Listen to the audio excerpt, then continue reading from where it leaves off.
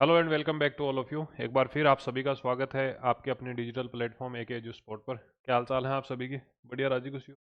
तो जैसा कि आप सभी को पता है, आरपीएससी फर्स्ट ग्रेड के लिए ग्रुप ए का पेपर आज मतलब 31 मई 2026 को आयोजित किया गया है। और पेपर जो है वो मतलब आप ये मान के चलिए कि भाई 2025 में जो आपकी एग्ज़ाम हुई थी तुलनात्मक रूप से उससे आसान है, परंतु पेपर आसान है ये हम नहीं कह सकते। ठीक है, जब एक कैंडिडेट इतना बड़ा सिलेबस लेके इतनी ऊहा-पोह की स्थिति के अंदर जब एग्ज़ाम सेंटर पे जाता है, किस तरीके से टाइम मैनेजमेंट किया जाता है, पेपर को मैनेज करना होता है, तो बाहर से बैठ के उसकी जो है वो आंकलन कर लेना थोड़ा-सा मुश्किल हो जाता है। ठीक है? तो पेपर जो है वो आप ये मानिए कि पिछले एग्ज़ाम की तुलना में 2025 में जो एग्ज़ाम कंडक्ट कराई गई थी, उसकी तुलना में थोड़ा आसान है। पर ऐसा भी नहीं है कि एकदम से आसान है। आज के इस सेशन में हम बात करेंगे करंट अफ़ेयर की, क्योंकि करंट अफ़ेयर की हमने रेगुलर क्लासेस जो है वो यूट्यूब के माध्यम से आपको उपलब्ध कराई थी। कंटेंट जो है वो पीडीएफ है, आपकी जो टेस्ट सीरीज़ है वो आपको हम एप्लीकेशन के माध्यम से उपलब्ध कराते हैं। आगे की जो एग्ज़ाम है, जिन भी स्टूडेंट्स की आगे अलग-अलग ग्रुप्स के अंदर ग्रुप बी हैं, सी हैं, उनमें एग्ज़ाम जो कंडक्ट करवाई जाएँगी आरपीएससी के द्वारा, उन्हें कौन से महीने को अब मुख्य तौर पे फ़ोकस में रखना है। टोटल नंबर ऑफ क्वेश्चंस क कितने आए थे और भविष्य में आपकी रणनीति क्या रहनी चाहिए करंट अफ़ेयर को लेकर। उन सभी चीज़ों के बारे में आज हम डिस्कस करने वाले हैं। ठीक है? तो सबसे महत्वपूर्ण क्वेश्चन है कि आगे की महीने कौन से इम्पोर्टेंट है, या फिर हम इसे ऐसे भी कह सकते हैं कि कौन से सेक्शन जो है वो और जो है हमें और फोकस में रखने हैं, मतलब जहाँ से ज़्यादा क्वेश्चन आए हैं उनको हम टारगेट करते हुए चलेंगे। आप ये मान के चलिए कि पैटर्न जो है वो लगभग सेम रहने वाला है। पैटर्न में कोई मेजर चेंजमेंट आपको देखने को यहाँ पर नहीं मिलेगा। आगे बढ़े उससे पहले मैं बता देता हूँ, टेलीग्राम चैनल है, आप उसे ज्वाइन कर सकते हैं। टेलीग्राम चैनल का जो लिंक है वो आपको डिस्क्रिप्शन में भी मिल जाएगा। पहला जो कमेंट होगा वहाँ पर पिन कर दिया जाएगा। ठीक है, तो क्लिक करके डायरेक्ट कर सकते हैं, वो ज्वाइन कर सकते हैं, या फिर आप क्या कर सकते हो कि एके एजू स्पोर्ट के नाम से इसे सर्च करो और फिर इसको ज्वाइन कर सकते हो। यूट्यूब चैनल ज्वाइन कर लेना, यहाँ पर free of class, free of amount जो है आपको यहाँ पर, फ्री ऑफ कॉस्ट जो है आपको यहाँ पर क्लासेज उपलब्ध रहती हैं।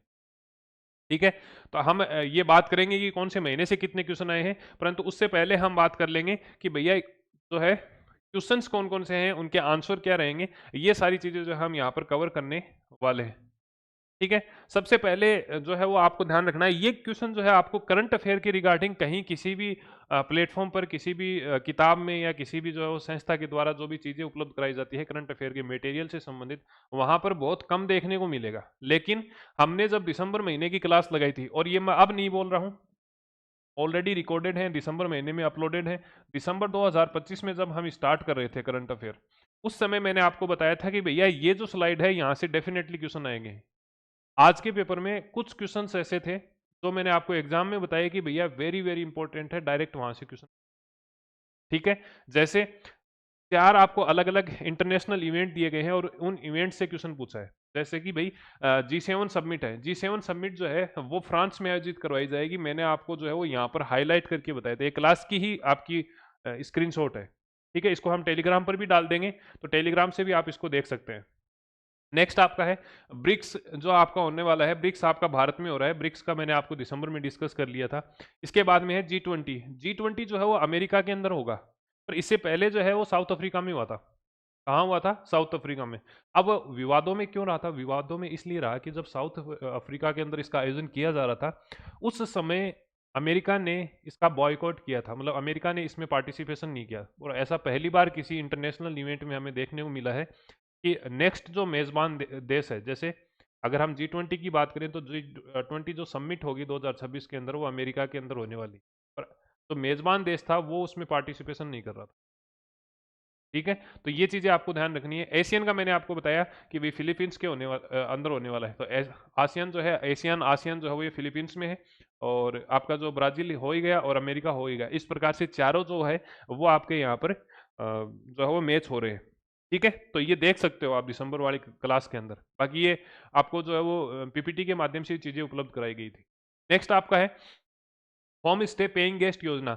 अब ये होम स्टे पेइंग गेस्ट योजना है, ये आपको ध्यान रखना, सबसे पहले राज्य सरकार द्वारा 1999 में, 1999 के आसपास में सबसे पहले इसको स्टार्ट किया गया था, और इसे समय समय पर बार बार में जो है वो अपडेट किया गया है। लेटेस्ट संस्करण की बात करें तो लेटेस्ट जो है आपका फरवरी महीने में, लेटेस्ट फरवरी 2026 में इसको अपडेट किया गया है। और अपडेट क्या किया गया? अपडेट ये किया गया कि इस बेसिकली इस योजना में होता क्या है, आपके पास में अगर मकान है, अब उसमें कमरों की संख्या न्यूनतम 1 हो सकती है और अधिकतम कितनी, पहले 5 थी, उसको अपडेट करके अब जो है वो 8 कर दिया गया है। आप यहाँ पर जो है वो क्लास का स्क्रीनशॉट देख सकते हैं, पहले कितनी थी, 5 थी और उसे बढ़ाकर अब कितना कर दिया है, 8 कर दिया है। बस यही आपको जो है वो घुमाने का प्रयास किया गया है।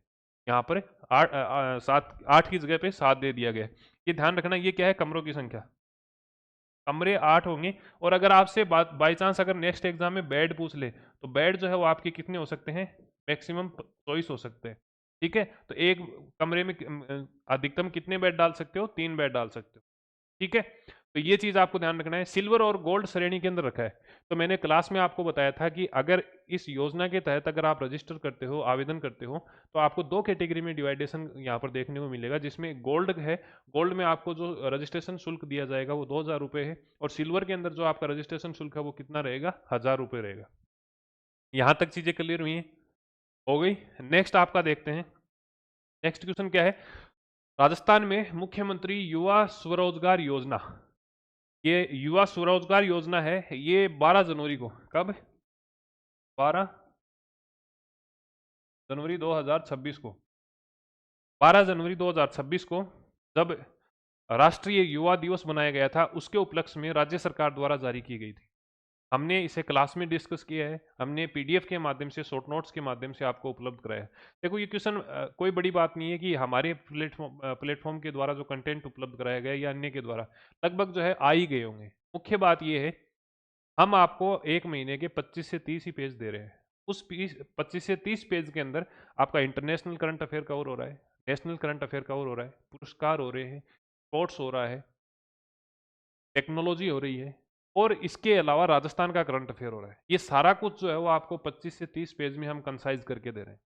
वहीं अगर आप मार्केट में तुलना करोगे अन्य प्लेटफॉर्म से, अन्य मैगजीन्स से, तो 1.0, 2.0 मंथली में आपको ये स्थिति देखने को मिलेगी, 90 पेज, 93 पेज, इस प्रकार से मंथली करंट अफेयर आपको मिलता है। इंडिविजुअल फर्स्ट ग्रेड की अगर आप बात करो, तो उसके लिए फिर 250 पेज की, 300 पेज की मैगजीन आ रही है 1.0, फिर इतने ही पेज की 2.0 आ रही है।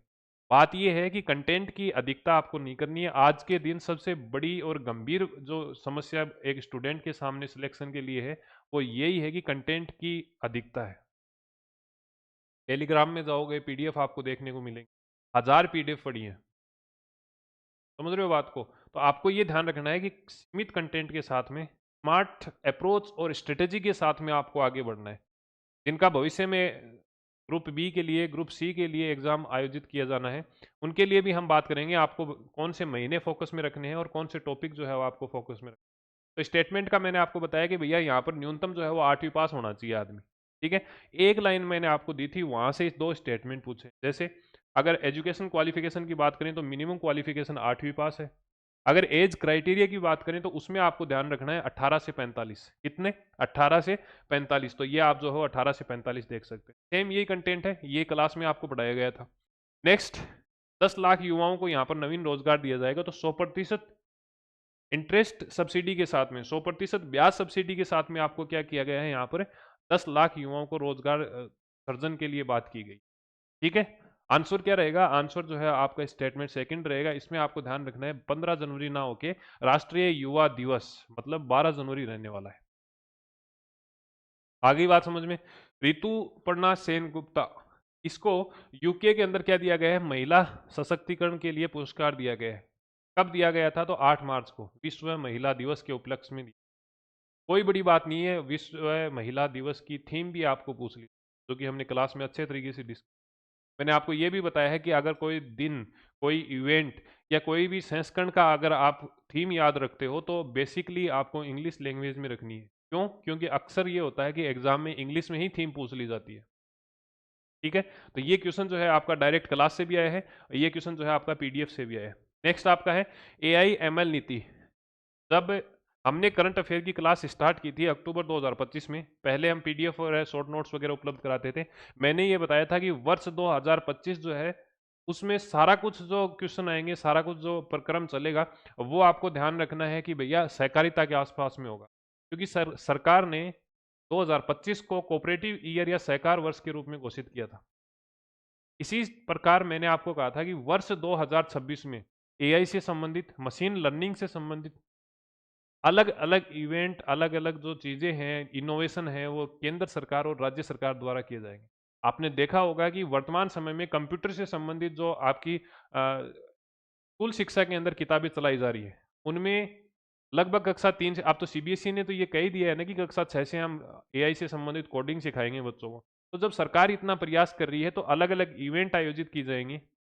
राजस्थान ने राज्य सरकार ने Rajasthan Digifest tie global summit का आयोजन किया था 4 से 6 जनवरी को। और इस समिट के समापन में 6 जनवरी को अलग अलग एआई से संबंधित, कंप्यूटर से संबंधित 3 जो नीतियां हैं वो जारी की गई थी। उसी क्रम में आपको ध्यान रखना है 6 जनवरी को क्या किया गया है, एआई मतलब कृत्रिम बुद्धिमत्ता और मशीन लर्निंग से संबंधित जारी की गई। ये जो क्वेश्चन है एआई से संबंधित, जो स्टेटमेंट फॉर्म में क्वेश्चन पूछा गया था, इसका जो पर्पज क्या है, इसका उद्देश्य क्या है, ये आपका एसआई के अंदर क्वेश्चन, एसआई 2025 अप्रैल महीने में इसका जो है वो आयोजन किया गया था, 5 अप्रैल को।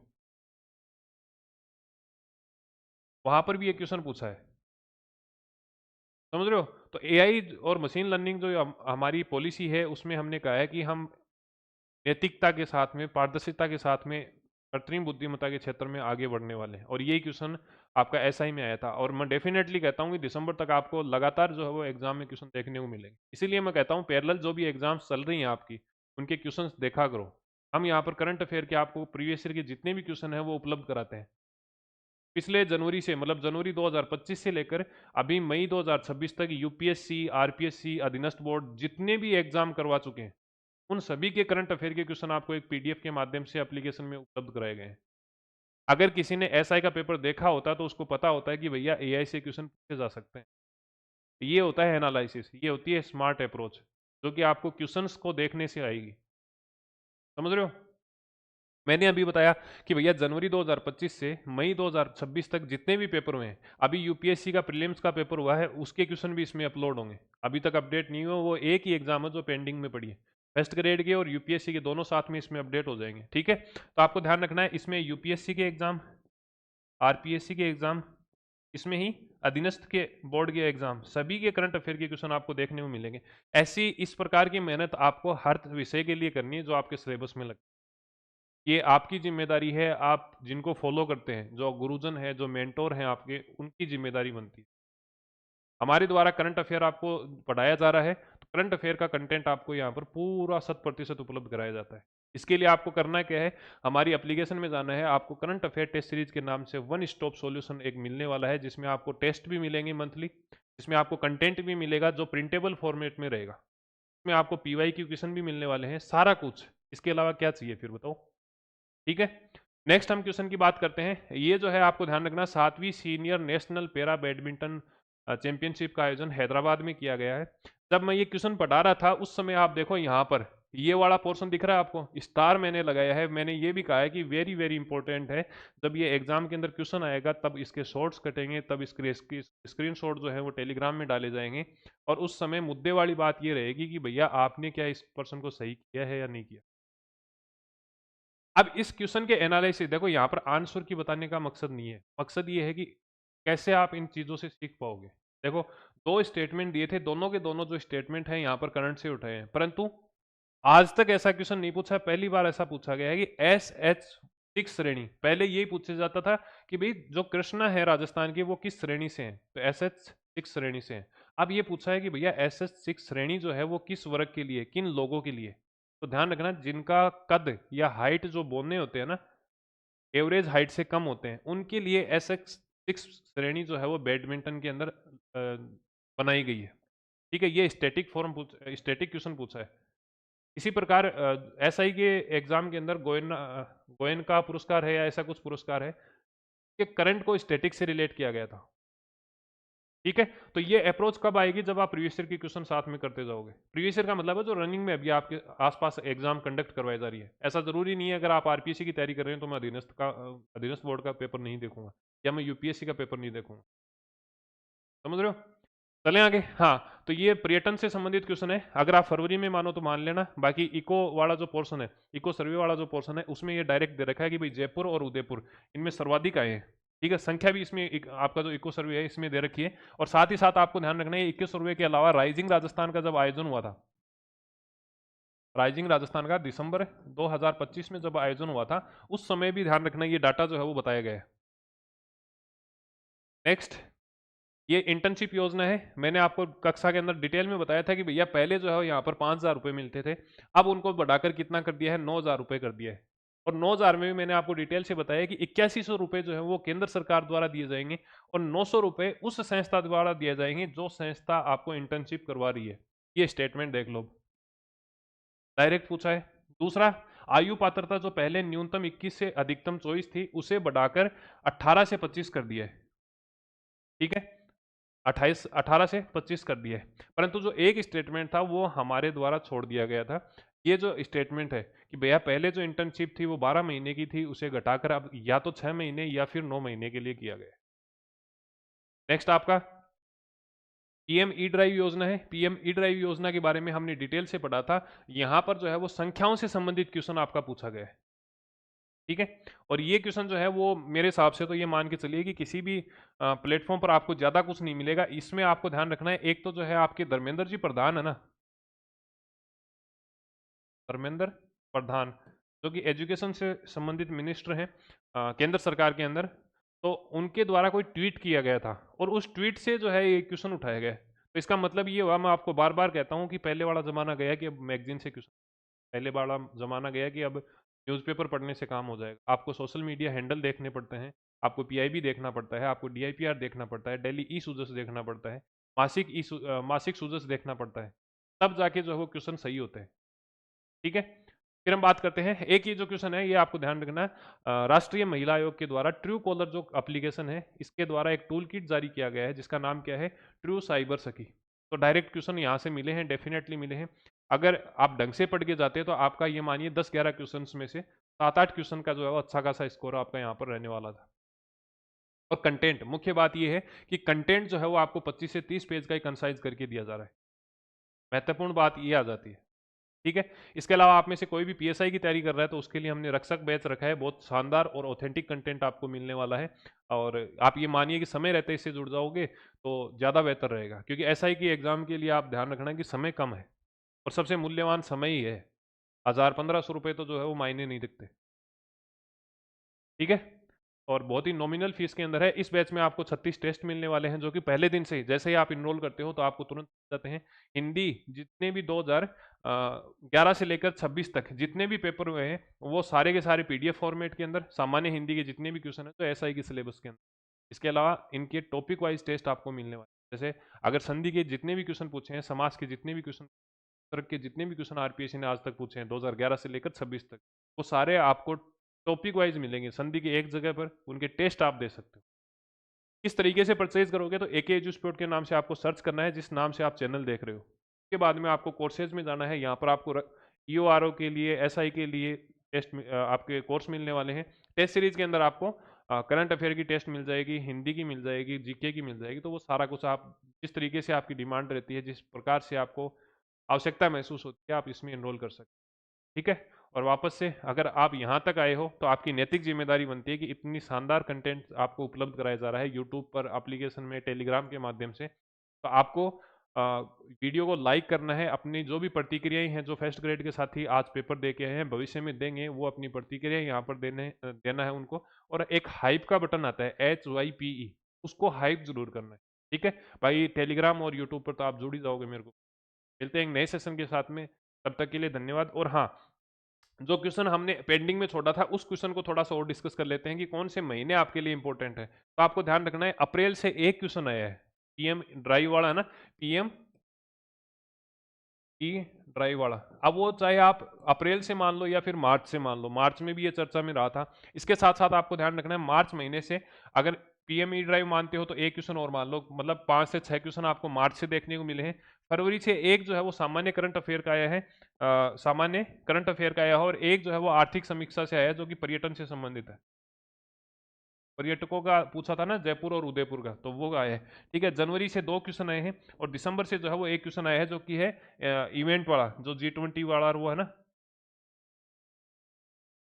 तो ये जो क्वेश्चन है ये यहाँ से आया है। डेफिनेटली आपको फोकस में क्या रखना है, आपको जो है वो फरवरी से लेकर फरवरी और मार्च, मुख्य रूप से फरवरी और मार्च जो है ये आपको ध्यान में रखने हैं।